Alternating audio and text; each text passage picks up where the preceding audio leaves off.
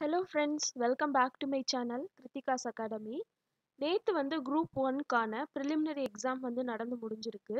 நம்மளுடைய அகாடமி சேனல்ல பார்த்தோம் அப்படின்னா ஹிஸ்டரியில நிறைய கிளாஸஸ் போஸ்ட் பண்ணியிருக்கோம். அதுக்கப்புறமா பார்த்தோம் அப்படின்னா பாலிட்டில அதிக நம்பர் ஆஃப் கிளாஸஸ் போஸ்ட் பண்ணியிருக்கோம். அதுக்கப்புறம் ஜென்ரல் சயின்ஸ்னு எடுத்துக்கிட்டோம்னா ஒரு 3 to 4 கிளாஸஸ் வந்து போஸ்ட் பண்ணியிருக்கோம். ஸோ ஃபுல் டாபிக் அப்படின்றது நம்ம இன்னும் கவர் பண்ணலை. இருந்தாலும் நம்ம ஆல்ரெடி கவர் பண்ண டாபிக்ஸில் என்னென்ன கொஷின்ஸ் கேட்டிருக்காங்க அப்படின்றத பற்றி தானே ஒரு ஜென்ரல் டிஸ்கஷன் செஷன் தான் இது. வாங்க கிளாஸ்க்குள்ளே போகலாம். ஃபர்ஸ்ட் பார்த்தீங்க அப்படின்னா சிங்கிள் செல் யூகரியாட்ஸ் அப்படின்றது எதில் இன்க்ளூட் பண்ணப்பட்டிருக்குன்னு கேட்டிருக்காங்க. ஆப்ஷன்ஸ் பார்த்தீங்கன்னா ஃபங்கை பூஞ்சைகள், மொனீரா, புரோட்டிஸ்டா அண்ட் ஆர்கியா அப்படின்றது. இது நம்ம கிளாசிஃபிகேஷன் ஆஃப் லிவிங் ஆர்கானிசம்ஸ் அப்படின்ற கிளாஸில் பார்த்துருக்கோம். மொனீரா அப்படின்னு எடுத்துக்கிட்டிங்கன்னா இதில் பாக்டீரியா மற்றும் சைனோ பாக்டீரியாக்கள் வந்து வரும்னு சொல்லி பார்த்தோம். இந்த சைனோ பாக்டீரியா அப்படின்றது வந்து ப்ளூ கிரீன் ஆல்கே அப்படின்னு சொல்லக்கூடியது. இந்த மொனீரால பிரிமிட்டிவான ஒற்றை செல்லுள்ள சிங்கிள் செல்லுள்ள ஆர்கானிசம்ஸ் இருக்குன்னு பார்த்தோம். ஸோ புரோட்டிஸ்டான்னு எடுத்துக்கிட்டோம்னா யூனிசெல்லுலார் யூகரியாட்ஸ். ஸோ இந்த மொனீரா அப்படின்றது எல்லாமே ப்ரோகரியாட்ஸ் தான் வரும். புரோட்டிஸ்டா அப்படின்றதுல இருந்து தான் யூனிசெல்லுலார் யூகரியாட்ஸ் வந்து வரும்னு சொல்லி பார்த்தோம். ஸோ யூனிசெல்லுலார் ஆல்கே, புரோட்டோசோவாக்கள் இந்த மாதிரியானது புரோட்டிஸ்டா அப்படின்ற குரூப்ல வந்து ஆட் பண்ணப்பட்டிருக்கு. இதுக்கு எக்ஸாம்பிள் பார்த்தோம் அப்படின்னா யூக்ளினா, அமீபா, கிளாமிடோமோனஸ், பாராமிசியம் இதெல்லாம் இதுக்கு எக்ஸாம்பிளா சொல்லலாம். ஸோ இதுக்கான ஆன்சர் அப்படின்னு பார்த்தோம்னா ஆப்ஷன் சி புரோட்டிஸ்டா அப்படின்றது தான் கரெக்ட் ஆன்சர். நெக்ஸ்ட் பார்த்தோம் அப்படின்னா which one of the statement is incorrect regarding the mesolithic பீரியட்னு கொடுத்துருக்காங்க.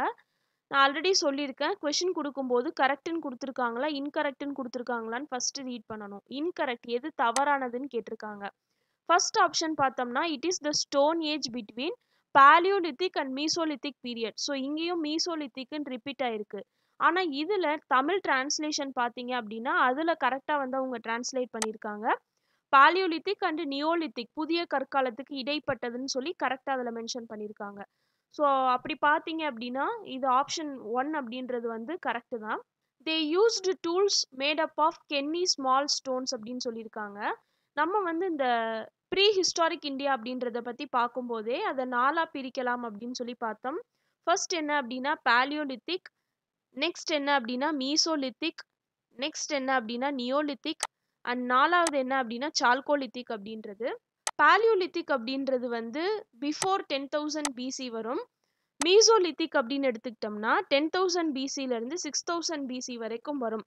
நியோலித்திக் அப்படின்னு எடுத்துக்கிட்டோம்னா 6,000லேருந்து 4,000 பிசி வரும் சொல்லி பார்த்தோம். அண்ட் சால்கோலித்திக்னு எடுத்துக்கிட்டோம்னா 3,000லேருந்து 1,500 பிசி வரைக்கும் வரும்னு பார்த்தோம். இதில் இந்த மீசோலித்திக் அப்படின்னு எடுத்துக்கிட்டிங்கன்னா இவங்கள்ட்ட இந்த பரியல் அப்படின்றது எப்படி இருந்துச்சுன்னா அவங்க யூஸ் பண்ண அந்த ஸ்மால் ஸ்டோன்ஸ் மைக்ரோலித்ஸ் அண்ட் ஷெல்ஸோட சேர்த்து பரியல் பண்ணாங்க அப்படின்னு சொல்லி பார்த்தோம். அவங்க யூஸ் பண்ண ஸ்டோன்ஸ் எல்லாமே ரொம்ப ஸ்மால் ஸ்டோன்ஸாக இருந்துச்சு. அது வந்து 5 சென்டிமீட்டருக்கு மேலே இல்லை, 5 சென்டிமீட்டர் கம்மியான லென்த்தில் உள்ள ஸ்டோன்ஸ் யூஸ் பண்ணாங்கன்னு பார்த்தோம். அதுக்கு தான் மைக்ரோலித்துன்னு சொன்னாங்க. ஸோ லித்துனாலே ஸ்டோன் சொன்னேன், மைக்ரோலித் அப்படின்னா ஸ்மால் ஸ்டோன்ஸ் அப்படின்றது. ஸோ தேர்ட் ஆப்ஷன் பார்த்தீங்கன்னா தெரிகடுகள் ஆஃப் திருநெல்வேலி ரீஜியன் அப்படின்றது இந்த பீரியடை சார்ந்ததுன்னு கொடுத்துருக்காங்க. ஸோ அதில் இன்கரெக்டுன்னு பார்த்தோம்னா ஆப்ஷன் 4 தான். அதாவது இதில் என்ன சொல்லியிருக்காங்கன்னா இறந்தவங்களை வந்து எரிக்கிற பழக்கம் வந்து இருந்துச்சுன்னு சொல்லியிருக்காங்க. ஸோ அந்த எரிக்கிற பழக்கம் அப்படின்றது வந்து ப்ரீ ஹிஸ்டாரிக் பீரியட்ல கிடையாது. அதனால ஆப்ஷன் 4 அப்படின்றது வந்து இன்கரெக்ட். ஸோ அதுக்கான ஆன்சர் பார்த்தீங்கன்னா டி அப்படின்றது தான் கரெக்டான ஆன்சர். நெக்ஸ்ட் பார்த்தீங்கன்னா who served as British ambassador to the Mughal court. தூதுவராக பிரிட்டிஷ் நாட்டிலிருந்து முகல் கோர்ட்டுக்கு தூதுவராக வந்தது யாருன்னு கேட்டிருக்காங்க. ஆப்ஷன் பார்த்தீங்கன்னா Bernier, Edward Terry, Thomas Roe and William Hawkins அப்படின்றவங்க. ஸோ அதில் கரெக்டான ஆன்சர் என்ன அப்படின்னா தாமஸ் ரோ அப்படின்றது தான்.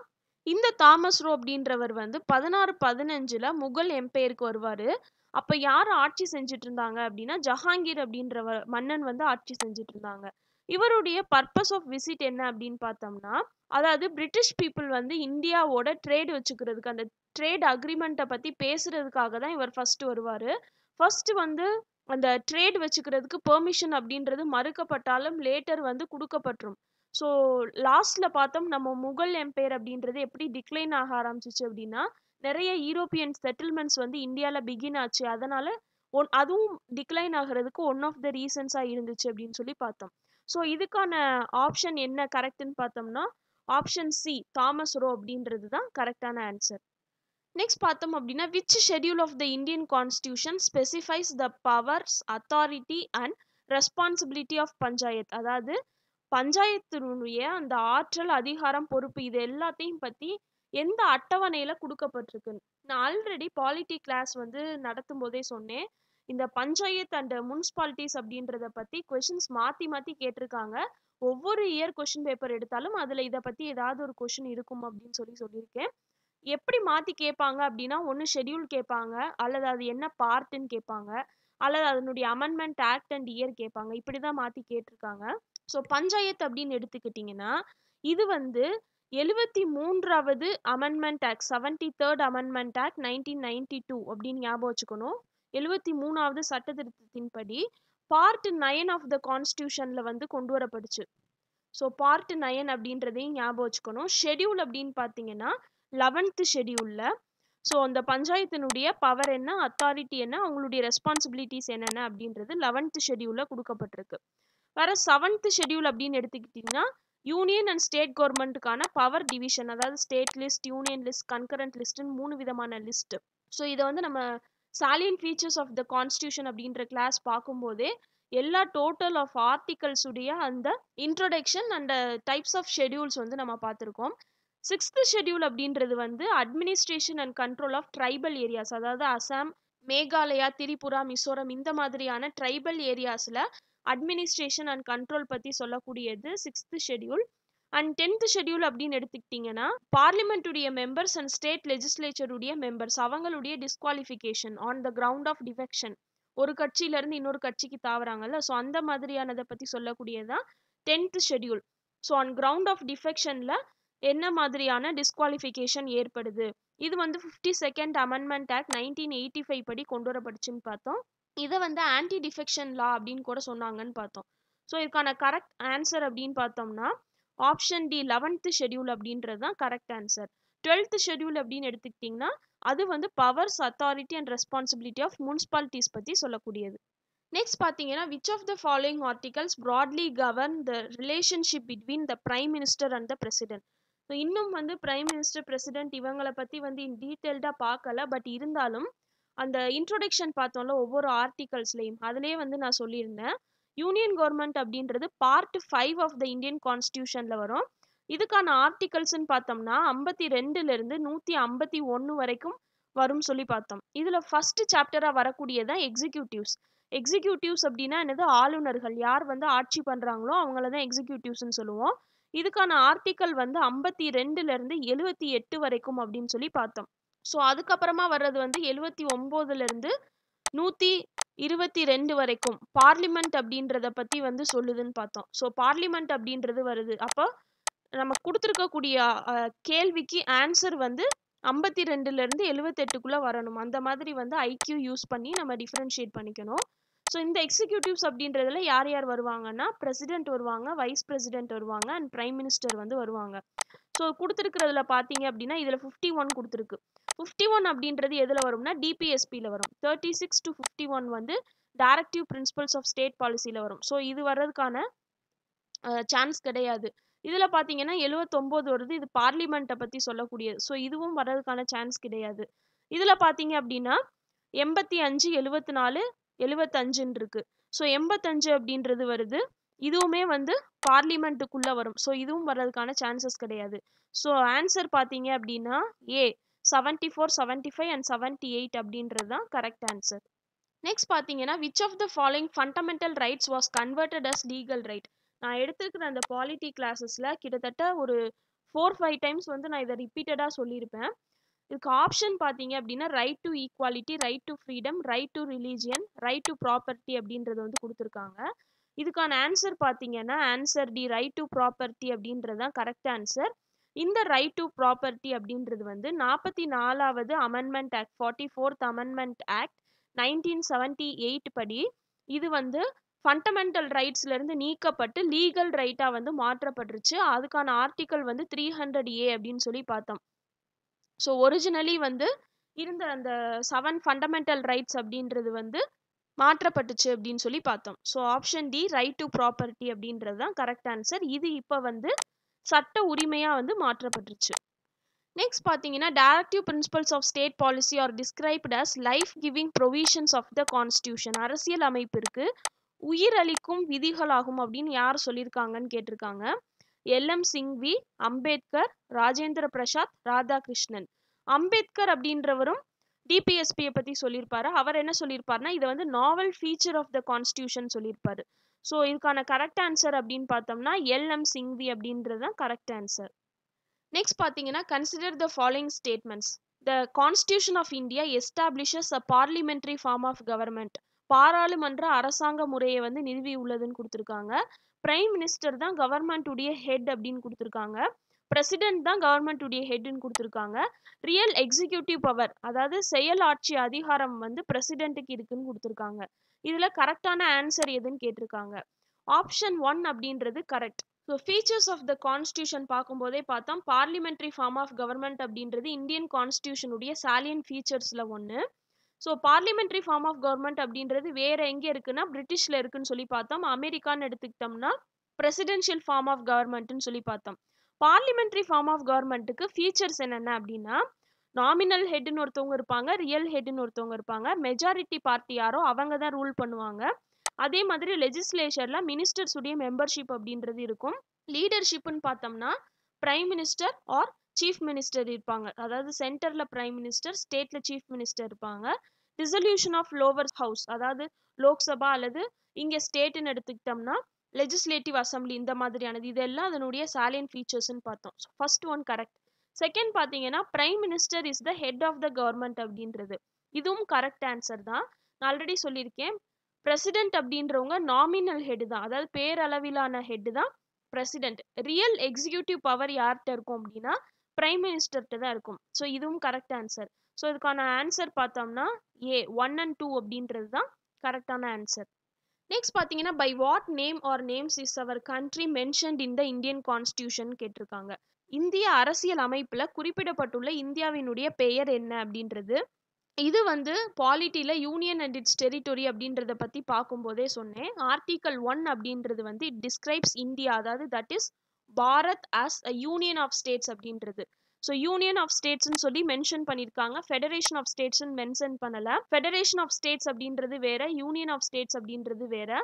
ஸோ சில பேர் வந்து இந்த கான்ஸ்டியூண்ட் அசம்பிளில இருந்த சில பேர் வந்து ட்ரெடிஷ்னல் நேமான பாரத் அப்படின்றத ரெக்கமெண்ட் பண்ணாங்க. சில பேர் வந்து இந்தியா அப்படின்றத வந்து ரெஃபர் பண்ணாங்க. ஸோ இந்த கான்ஸ்டியூண்ட் அசம்பிளி மெம்பர்ஸ் எல்லாரும் சேர்ந்து இந்தியா அண்ட் பாரத் ஆகிய இந்த இரண்டு நேமுடையுமே என்ன பண்ணிக்கிட்டாங்கன்னா மிக்ஸ் பண்ணி அடாப்ட் பண்ணிக்கிட்டாங்கன்னு சொல்லி பார்த்தோம். இந்த இந்தியா அப்படின்ற பேர் எதனால வந்துச்சு, இந்த பாரத் அப்படின்றது எதனால வந்துச்சுன்னு நான் சொல்லியிருக்கேன். இந்தியா அப்படின்றது இட்ஸ் அகெயின் இம்பார்ட்டன்ட் கொஸ்டின். இது வந்து கிரீக் வேர்ட்ல இருந்து தான் வந்தது. பாரத் அப்படின்றதுக்கு வந்து நிறைய ஹிஸ்டாரிக்கல் டாக்ஸ் இருக்கு. ஸோ அது வந்து மகாபாரதத்தை ரிலேட் பண்ணி ஏன்ஷியன்ட் லீடரை பேஸ் பண்ணி இந்த பாரதன் அப்படின்ற நேம் வந்துச்சு அப்படின்னு சொல்லி பார்த்துருக்கோம். ஸோ அதுக்கான ஆன்சர் பார்த்தோம் அப்படின்னா option B India and Bharat அப்படின்றது தான் கரெக்ட் ஆன்சர். நெக்ஸ்ட் பார்த்தீங்க அப்படின்னா ப்ரையாம்பிள் அப்படின்றத வந்து யாரு என்னவா டிஸ்கிரைப் பண்ணியிருக்காங்க அப்படின்றத மேட்ச் பண்ண சொல்லி கேட்டிருக்காங்க. இது வந்து சிக்னிஃபிகன்ஸ் ஆஃப் ப்ரையாம்பிள் அப்படின்றத வந்து ப்ரையாம்பிள் அப்படின்ற டாபிக்ல வந்து பார்க்கும்போது சொல்லியிருக்கேன். கொடுத்துருக்கிற ஆப்ஷன் அப்படின்னு பார்த்தீங்கன்னா பொலிட்டிக்கல் ஹாரோஸ்கோப் அரசியல் ஜாதகம் அப்படின்னு சொன்னது யாரு, key note to the constitution அரசியல் அமைப்பினுடைய சாவின்னு சொன்னது யாரு, சோல் ஆஃப் த கான்ஸ்டியூஷன் அரசியல் அமைப்பின் ஆன்மா அப்படின்னு சொன்னது யாரு, பாரடைஸ் ஆஃப் லாயர்ஸ் வழக்கறிஞர்களின் சொர்க்கம் அப்படின்னு சொன்னது யாருன்னு கேட்டிருக்காங்க. இதில் நம்ம ஆல்ரெடி பார்த்தோம் கேஎன் முன்ஷி அப்படின்றவர் வந்து ஹாரோஸ்கோப் அப்படின்னு சொல்லியிருக்காரு. ஸோ ஆப்ஷன் ஏ அப்படின்னு பார்த்தீங்கன்னா 4 வரும். அடுத்து பார்த்தீங்க அப்படின்னா key note to the constitution சொன்னது வந்து எர்னஸ்ட் பார்க்கர் அப்படின்றவர். ஸோ ஆப்ஷன் பி வரும். கொடுத்துருக்கிறதுல மீதி எதுவும் தெரியலை அப்படின்னா 4 and 5 அப்படின்ற ஆர்டர் எதில் வருதுன்னு பார்த்தாலே தெரியும். சி அப்படின்றதுல தான் 4, 5, 2, 1 அப்படின்றது வருது. ஸோ இதுதான் கரெக்டான ஆன்சர். ஸோ ஆப்ஷன் சி பார்த்தீங்க அப்படின்னா சோல் ஆஃப் த கான்ஸ்டியூஷன் சொன்னது தாக்கூர் தாஸ் பார்கவ் அப்படின்றவங்க, பாரடைஸ் ஆஃப் லாயர்ஸ் அப்படின்னு சொன்னது சர் ஐவர் ஜென்னிங்ஸ் அப்படின்றவங்க. ஸோ ஆப்ஷன் சி 4, 5, 2, 1 அப்படின்றது தான் கரெக்ட் ஆன்சர். நெக்ஸ்ட் எடுத்துக்கிட்டிங்கன்னா which article of constitution of India mentions the abolition of untouchability தீண்டாமை ஒழிப்பை பற்றி சொல்லக்கூடிய அரசியல் அமைப்பினுடைய சரத் என்னன்னு கேட்டிருக்காங்க. ஆர்டிக்கல் 16(4), ஆர்டிக்கல் 17, ஆர்டிக்கல் 18, ஆர்டிக்கல் 19 அப்படின்னு சொல்லி கொடுத்துருக்காங்க. இதில் ஆப்ஷன் பி ஆர்டிக்கல் 17 அப்படின்றது தான் கரெக்ட் ஆன்சர். ஆர்டிக்கல் 14லிருந்து 18 வரைக்கும் ரைட் டு ஈக்குவாலிட்டி அப்படின்றது வரும். ஸோ அதில் தான் இந்த அபாலிஷன் ஆஃப் அன்டச்சபிலிட்டி அப்படின்றத பற்றி சொல்லப்பட்டிருக்கு. ஸோ ஆப்ஷன் பி ஆர்டிக்கல் 17 அப்படின்றது தான் கரெக்ட் ஆன்சர். நெக்ஸ்ட் பார்த்தீங்க அப்படின்னா which book explains the 4 noble truths of Buddhism, அதாவது புத்த மதத்தினுடைய 4 புனித உண்மைகளை விளக்கக்கூடிய புக்கினுடைய பேர் என்னன்னு கேட்டிருக்காங்க. இதுக்கு ஆப்ஷன் பார்த்தீங்க அப்படின்னா நெட்டி பிரஹாரணா, பீடகோபதேசா, புத்ததட்டா, ஆனந்தா அப்படின்னு சொல்லி கொடுத்துருக்காங்க. ஸோ இதை பற்றி நம்ம இன் டீட்டெயில்டாக டிஸ்கஸ் பண்ணலைனாலும் 4 நோபல் ட்ரூத்ஸ் அப்படின்றது என்ன அப்படின்னு சொல்லி பார்த்துருக்கோம். அதாவது இந்த வேர்ல்டு அப்படின்றது வந்து ஃபுல் ஆஃப் சஃபரிங்காக இருக்குது. அந்த சஃபரிங்க்கு காரணம் என்ன, எதனால் நம்ம கஷ்டப்படுறோம் அப்படின்னா நம்மளுடைய டிசைர் தான் அதுக்கு காரணம். ஸோ ஆசைகள் வந்து இல்லாமல் போச்சு அப்படின்னா கஷ்டன்ற ஒன்றே இருக்காது. இதை வந்து 8 ஃபோல்டு பாத்ஸ், 8 வழிகள் மூலமா இந்த டிசைர்ஸ் அப்படின்றத வந்து விட்டு விலகலாம், சஃபரிங் அப்படின்றத விட்டு விலகலாம். இந்த right thought, right speech, right action, right livelihood, இந்த மாதிரி 8 ஃபோல்ட் பாத்ஸ் அப்படின்றது பார்த்தோம். ஸோ இதுதான் இந்த 4 நோபல் ட்ரூத்ஸ் ஆஃப் புத்திசம் அப்படின்றது. புத்திசம் அப்படின்னு எடுத்துக்கிட்டாலே அதனுடைய டெக்ஸ்ட் வந்து பலி லாங்குவேஜில் எழுதப்பட்டதுன்னு பார்த்தோம். அண்ட் 3 பீடகாஸ் அப்படின்றத பற்றி பார்த்தோம். சுத்த பீடகா, விநாய பீடகா அண்ட் அபிதம பீடகா அப்படின்றது. ஸோ பீடகா அப்படின்ற நேம் வந்து அதில் வந்து மென்ஷன் பண்ணப்பட்டிருக்கு. ஸோ அப்படி வச்சு நம்ம பார்த்தோம் அப்படின்னா ஆப்ஷன் பி அப்படின்றத வந்து நம்ம கெஸ் பண்ணியிருக்கலாம். ஸோ ஆனால் இதுக்கான கரெக்ட் ஆன்சர் அப்படின்னு பார்த்தீங்கன்னா ஆப்ஷன் பி பீடகோபதேசா அப்படின்றது தான் கரெக்ட் ஆன்சர். நெக்ஸ்ட் பார்த்தீங்கன்னா how the coronation of crown prince was described under the Vijayanagar rule, இளவரசருடைய முடிசூட்டல் அப்படின்றது எவ்வாறு அழைக்கப்படுது விஜயநகர் ஆட்சியிலன்னு கேட்டிருக்காங்க. அஸ்வமேத யாகம், பட்டாபிஷேகம், சதாபிஷேகம், யுவராஜ பட்டாபிஷேகம் அப்படின்றது. இதில் ஆப்ஷன் ஏ அப்படின்றது கண்டிப்பாக இருக்காது. ஏன்னா அஸ்வமேதம் அப்படின்றத எடுத்துக்கிட்டாலே ஹார்ஸ் சாக்ரிஃபைஸ், குதிரை தியாகம் அப்படின்னு சொல்லி பார்த்தோம். ஸோ அது வர்றதுக்கான சான்ஸ் கிடையாது. ஒன்று ஆப்ஷன் பியா இருக்கணும், சியா இருக்கணும், அல்லது டியா இருக்கணும். இதில் யுவராஜா அப்படின்றது வந்து பிரின்ஸ் தான் என்ன சொல்லுவாங்கன்னா யுவராஜா அப்படின்னு சொல்லி சொல்லுவாங்க. ஸோ அந்தபடி நம்ம கெஸ் பண்ணியிருந்தோம் அப்படின்னா ஆப்ஷன் டி அப்படின்றது தான் கரெக்ட் ஆன்சர். யுவராஜ பட்டாபிஷேகம் அப்படின்றது தான் கரெக்டான ஆன்சர் இந்த கொஸ்டினுக்கு. நெக்ஸ்ட் பார்த்தீங்கன்னா ஆலம்கீர் நாமா அப்படின்றத யார் எழுதுனான்னு கேட்டிருக்காங்க. ஜஃபர் கான், முகமது குவாசிம், அவுரங்கசீப் அண்ட் முக்தியார் கான் கொடுத்துருக்காங்க. ஆலம்கீர் அப்படின்றது வந்து அவுரங்கசீப்பினுடைய பேர் தான் ஆலம்கீர் அப்படின்றது. ஆலம்கீர் அப்படின்னா வேர்ல்டு கான்குவரர் அப்படின்னு சொல்லி அர்த்தம். ஸோ இதுக்கான கரெக்ட் ஆன்சர் என்ன அப்படின்னா முகமது குவாசிம் அப்படின்றவர் தான் இந்த ஆலம்கீர் நாமா அப்படின்றத வந்து எழுதியிருக்காரு. ஸோ ஆப்ஷன் பி அப்படின்றது தான் கரெக்ட் ஆன்சர். நெக்ஸ்ட் பார்த்தீங்கன்னா arrange the chronological order. History class எடுக்கும் போதே சொல்லியிருக்கேன், இந்த குரோனாலஜிக்கல் ஆர்டரில் வந்து அரேஞ்ச் பண்ண சொல்லி தான் மோஸ்ட்லி கேட்பாங்க, அல்லது இந்த இயர்ஸ் அப்படின்றது வந்து மேட்ச் த ஃபாலோயிங்கில் கொடுத்து கேட்பாங்கன்னு சொல்லியிருக்கேன். இதில் பார்த்தீங்கன்னா death of Humayun, second battle of Panipat, building at Fatehpur Sikri and proclamation of Din Ilahi. Last class வந்து நம்ம போஸ்ட் பண்ணியிருந்தோம் முகல் எம்பையரில். ஸோ எத்தனை பேர் அதை பார்த்தீங்க அப்படின்னு சொல்லி தெரியல. ஃபர்ஸ்ட் பார்த்தீங்க அப்படின்னா டெத் ஆஃப் ஹுமாயூன் அப்படின்றது வந்து இதுவும் 1556 ஏடி தான். செகண்ட் பேட்டில் ஆஃப் பானிபட் அப்படின்றதும் 1556 ஏடி தான். பட் இந்த செகண்ட் பேட்டில் ஆஃப் பானிபட் அப்படின்றது வந்து அக்பர் வந்து அரியணை ஏறினதுக்கு அப்புறம் தான். ஸோ அதுக்கு முன்னாடியே ஹுமாயூன் வந்து இறந்துருவார். ஸோ அப்படி பார்த்தோம் அப்படின்னா டெத் ஆஃப் ஹுமாயூன் அப்படின்றது தான் ஃபர்ஸ்ட் வரும். இவர் எப்படி இறப்பார் அப்படின்னா இவருடைய லைப்ரரியில் உள்ள ஸ்டார்கேஸ்லேருந்து விழுந்து இறந்துருவாருன்னு சொல்லி பார்த்தோம். இந்த செகண்ட் பேட்டில் ஆஃப் பானிபட் அப்படின்றது வந்து 1556ல் அக்பருக்கும் ஹீமு அப்படின்றவருக்கும் இடையே நடந்ததுன்னு சொல்லி பார்த்தோம். வேற ஃபர்ஸ்ட் பேட்டில் ஆஃப் பானிபட் அப்படின்றது வந்து 1526 ஏப்ரல் 21 அப்படின்னு சொல்லி பார்த்தோம். இது வந்து அக்பருக்கும் இப்ராஹிம் லோடிக்கும் இடையே நடந்தது அப்படின்னு சொல்லி பார்த்தோம். ஸோ லோடி டைனாஸ்டி அப்படின்றது இதனால முடிவுக்கு வந்துச்சுன்னு சொல்லி பார்த்தோம். மூணாவது பார்த்தீங்க அப்படின்னா பில்டிங் அட் ஃபத்தேபூர் சிக்ரி அப்படின்றது, அதாவது இபாதத் கானா அப்படின்ற ஹவுஸ் ஆஃப் வர்ஷிப்பை வந்து கட்டுறதுக்கு வந்து அவர் வந்து அலோவ் பண்ணுறாரு. அது வந்து 1575ன்னு சொல்லி பார்த்தோம். ஸோ வீட்டில் இருந்தே வந்து ஹிந்து ஒய்ஃப்ஸ் எல்லாம் அவங்களுடைய காடை வர்ஷிப் பண்ணுறதுக்கான ஒரு கட்டிடமாக அது வந்து இருந்துச்சு. ஃபோர்த் பார்த்தோம் அப்படின்னா ப்ரொக்ளமேஷன் ஆஃப் தீன் இலாஹி அப்படின்றது. இந்த தீன் இலாஹி அப்படின்றது வந்து ஒரு நியூ ரிலீஜியன், இவரால் தோற்றுவிக்கப்பட்டது. இதை வந்து டிவைன் ஃபெய்த் அப்படின்னு சொல்லி கூட சொல்லலாம். அதாவது எல்லா ரிலீஜியனில் இருக்கக்கூடிய எல்லா நல்ல விஷயங்களையும் ஒன்று சேர்த்து ஒரே கடவுள் அப்படின்ற மாதிரியான நோக்கத்தோட இந்த தீன் இலாஹி அப்படின்ற ரிலீஜியனை வந்து அக்பர் வந்து தோற்றுவிக்கிறாரு. ஸோ இது எப்போ அப்படின்னு பார்த்தோம்னா 1582. இதுல இவருடைய லைஃப் டைம் அப்போ 15 ஃபாலோவர்ஸ் இதுக்கு இருந்தாங்க. அதுல பீர்பால் அப்படின்றவரும் உட்பட்டவர் அப்படின்னு சொல்லி பார்த்தோம்.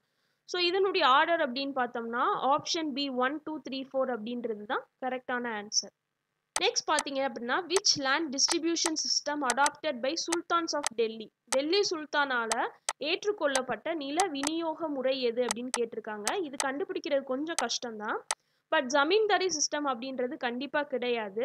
ஒன்று இக்தாதாரியா இருக்கணும், இன்னொன்று மன்சப்தாரியா இருக்கணும், இல்லாட்டி சுபாதாரியா இருக்கணும். இதில் மன்சப்தாரி அப்படின்றது வந்து முகலுடைய காலத்தில் கொண்டு வரப்பட்டது. ஸோ மன்சாப் அப்படின்னா ரேங்கிங் அப்படின்னு சொல்லி பார்த்தோம். ஸோ ஒவ்வொருத்தருக்கும் ரேங்க் அப்படின்றது கொடுக்கப்படுது. லோவஸ்ட் ரேங்க் வந்து 10, ஹையஸ்ட் ரேங்க் வந்து 5000. இது வந்து நோபல்ஸ்க்கு வந்து இருந்துச்சு அப்படின்னு சொல்லி பார்த்தோம். அண்ட் இன்னொரு ஒரு சிஸ்டத்தை வந்து இவங்க இன்ட்ரடியூஸ் பண்ணுறாங்க, ஜப்தி அல்லது பந்தோபஸ்த் அப்படின்ற ஒரு சிஸ்டம். அந்த ஜப்தி ஆர் பந்தோபஸ்த் சிஸ்டம் பார்த்தோம்னா ஒரு சர்டின் லேண்டுடைய ஆவரேஜ் ப்ரொடியூஸ் வந்து 10 இயர்ஸ்க்கு எவ்வளோ இருக்கும் அப்படின்றத அப்ராக்சிமேட்டாக கேல்குலேட் பண்ணி அதில் 1/3 வந்து ஷேராக வந்து கொடுக்கணும். அவங்க 2/3 வந்து கல்டிவேட்டர்ஸ் வந்து எடுத்துக்கலாம். அதை வந்து பந்தோபஸ்த் அல்லது ஜப்தி சிஸ்டம் அப்படின்னு சொல்லி சொல்கிறோம். ஸோ இதுவும் இருக்கிறதுக்கான சான்சஸ் கிடையாது. இந்த இக்தாதாரி அப்படின்னு எடுத்துக்கிட்டிங்கன்னா இந்த இக்தா அப்படின்ற டேர்ம் வந்து டெல்லி சுல்தான்ஸுடைய காலத்தில் கொண்டு வரப்பட்டுச்சு. அதாவது அவங்களுடைய லோக்கல் அட்மினிஸ்ட்ரேஷன் அப்படின்னு எடுத்துக்கிட்டோம்னா ப்ரொவின்சஸ், இப்போ நமக்கு எப்படி ஸ்டேட்ஸ் இருக்கோ அந்த மாதிரி ப்ரொவின்சஸை இக்தாஸ் அப்படின்னு சொல்லி சொன்னாங்க. அதனுடைய கவர்னராக இருந்தவங்க வாலிஸ் அல்லது முஃப்தீஸ் அப்படின்னு சொல்லக்கூடியவங்க. இந்த இக்தாஸ்க்கு கீழே சீக்ஸ் இருந்துச்சு, அதுக்கு கீழே பர்கானா அப்படின்றது இருந்துச்சு, அதுக்கு கீழே தான் வில்லேஜஸ் இருந்துச்சுன்னு சொல்லி பார்த்தோம். ஸோ இதன்படி பார்த்தோம் அப்படின்னா கெஸ் பண்ணீங்க அப்படின்னா ஆப்ஷன் ஏ இக்தாதாரி அப்படின்றது தான் கரெக்ட் ஆன்சர். நெக்ஸ்ட் கொஸ்டின் பார்த்தீங்கன்னா more than 500 seals have been discovered in Indus valley civilisation which are all. அதாவது அவங்க கண்டுபிடிக்கப்பட்ட அந்த முத்திரைகள் வந்து எதனால தயாரிக்கப்பட்டது சிந்து சமவெளி காலத்துல அப்படின்னு கேட்டிருக்காங்க. கோல்டா, சில்வரா, டெரகோட்டாவா, காப்பரா அப்படின்னு சொல்லி கொடுத்துருக்காங்க. காப்பர் அப்படின்றது தான் first metal used by man அப்படின்றது தெரியும். ஆனால் இங்கே கண்டுபிடிக்கப்பட்ட சீல்ஸ் எல்லாமே டெரகோட்டாஸ்னால கண்டுபிடிக்கப்பட்டதுதான். அண்ட் பார்ட்ஸ் அப்படின்றது வந்து அவங்க வந்து வீல்ஸ் மேக் பண்ண ஆரம்பிச்சாங்க அப்படின்லாம் சொல்லி பார்த்தோம். அண்ட் பார்ட்ஸ் இது எல்லாமே டெரகோட்டால தான் பண்ணப்பட்டது. அண்ட் நிறைய டெரகோட்டா ஜுவல்லரிஸ் அவங்க யூஸ் பண்ணியிருந்தாங்க. பர்டிகுலராக அதில் பிளாக் அண்ட் ரெட் பெயிண்டிங் அப்படின்றது அதிகமாக இருந்துச்சு அப்படின்னு சொல்லி பார்த்தோம். ஸோ இதுக்கான கரெக்ட் ஆன்சர் பார்த்தீங்க அப்படின்னா சி டெரகோட்டாஸ் அப்படின்றது தான் கரெக்ட் ஆன்சர். நெக்ஸ்ட் பார்த்தீங்கன்னா consider the following statements on fundamental duties. அடிப்படை கடமைகளை பற்றி கொடுத்துருக்கக்கூடிய ஸ்டேட்மெண்ட்ஸை கவனிக்க சொல்கிறாங்க.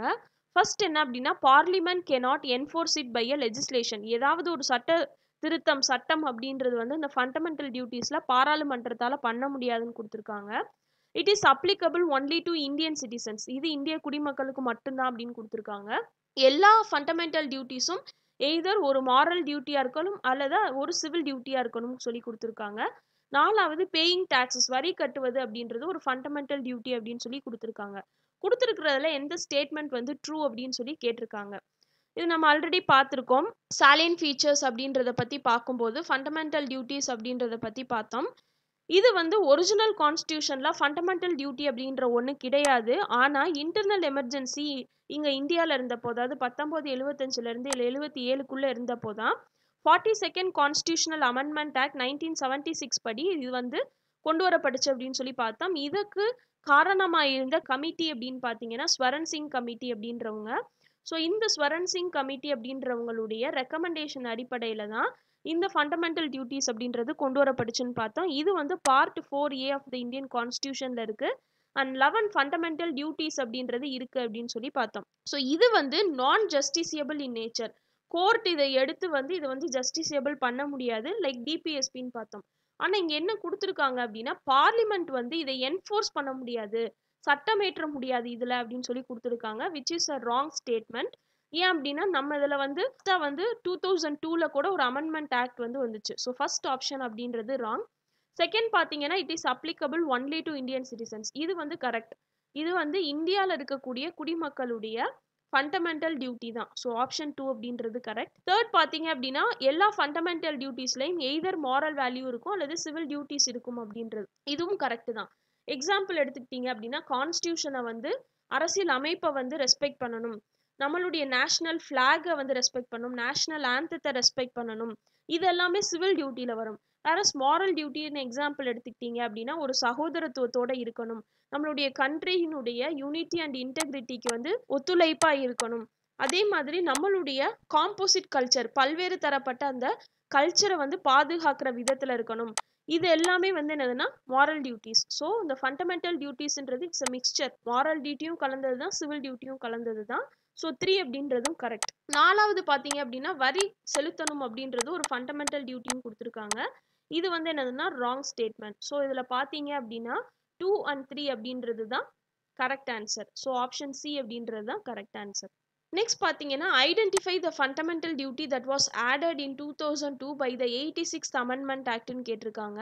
என்னென்ன ஆப்ஷன் கொடுத்துருக்காங்கன்னா respect national flag, defend our country, develop scientific temper, to provide opportunities for education to children between the age of 6 to 14 years அப்படின்னு கொடுத்துருக்காங்க.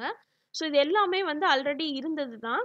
இந்த 86வது அமெண்ட்மெண்ட் ஆக்ட் சட்ட திருத்தம் மூலமா கொண்டு வரப்பட்டது என்ன அப்படின்னா 6 முதல் 14 வயதுக்குள்ள இருக்கக்கூடிய குழந்தைகளுக்கு கல்வி அப்படின்றது வந்து கற்கும் அந்த ஆப்பர்ச்சுனிட்டி அப்படின்றது கொடுக்கணும் அப்படின்னு சொல்லி கொண்டு வரப்பட்டது தான் இதுக்கான கரெக்ட் ஆன்சர். ஸோ அது பார்த்தீங்க அப்படின்னா ஆப்ஷன் டி அப்படின்றது தான் கரெக்டான ஆன்சர். ஸோ இது வரைக்கும் டிஸ்கஸ் பண்ணதுலே பார்த்தீங்க அப்படின்னா நியர்லி 20 கொஸ்டின்ஸ் வந்து நம்ம ஆல்ரெடி டிஸ்கஸ் பண்ண டாபிக்ஸ்ல இருந்தா எய்தர் டைரக்டாவோ அல்லது இன்டைரக்டாவோ வந்திருக்கு. நீங்கள் கிளாஸஸை வந்து க்ளோஸாக வாட்ச் பண்ணியிருந்தீங்க அப்படின்னா தெரியும். So history and polity and சயின்ஸில் நம்ம கவர் பண்ணதில் ஒரே ஒரு கொஷின் தான் வந்திருக்கு. மற்றபடி ஹிஸ்ட்ரி அண்ட் பாலிட்டியில் நம்ம ஆல்ரெடி கவர் பண்ணதில் நிறைய டாபிக்ஸ்லேருந்து கொஷின் அப்படின்றது வந்து வந்திருக்கு. ஸோ இந்த வீடியோ யூஸ்ஃபுல்லாக இருந்திருக்கும் அப்படின்னு சொல்லி நம்புகிறேன். சப்போஸ் குரூப் 1 வந்து நீங்கள் ப்ராப்பராக பண்ணலை அப்படின்னா நீங்கள் ஒரி பண்ணிக்க அவசியம் இல்லை. Next group 2 and group 2A அப்படின்றது வருது. அதுக்கு இப்போலேருந்தே நீங்கள் ஸ்டடி பிளான் போட்டு படிக்க ஆரம்பிச்சிங்க அப்படின்னா ஈஸியாக வந்து கிராக் பண்ணிடலாம். நீங்கள் குரூப் 1 அட்டன் பண்ணியிருந்தீங்க அப்படின்னா உங்களுடைய கருத்துக்களை கமெண்ட் செக்ஷனில் வந்து தெரியப்படுத்துங்க. இன்னொரு நல்ல கிளாஸோட உங்களை எல்லாரையும் மீட் பண்ணுறேன். Thank you so much all for வாட்சிங். See you all in other session.